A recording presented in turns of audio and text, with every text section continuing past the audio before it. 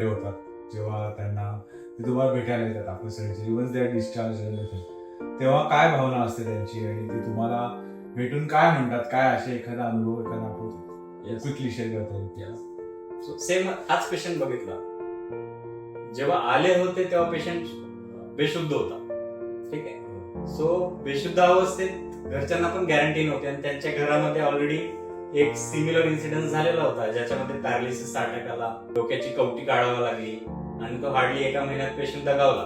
रिलेटिव्हच्या मनामध्ये असं होतं की पेशंट वाचेल का नाही माहित नाही, डॉक्टरांवर विश्वास ठेवून आपण बघूया.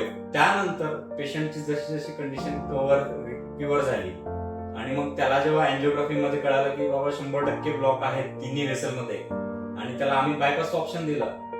बायपास मध्ये पण दॅट इज व्हेरी डिफिकल्ट कारण पेशंटच्या जीवाला धोका होता त्याच्यामध्ये. सो तशा कंडिशन मध्ये आपण पेशंटला असं सोडू शकत नाही. We have to take some stand. So त्यावेळेस रिलेटिव्हने आमच्यावर जो विश्वास दाखवला त्या विश्वासाने आम्ही त्यांना अँजिओप्लास्टीसाठी घेतलं आणि त्यांच्या आर्टरीज ओपन केल्या. त्यानंतर रिलेटिव्हच्या चेहऱ्यावर तुम्ही जे आनंद बघता, त्यांच्या डोळ्यात जे अश्रू बघता, सो डेफिनेटली याच्यावरून तुम्हाला कळेल की पेशंट किती सॅटिस्फाईड असतात.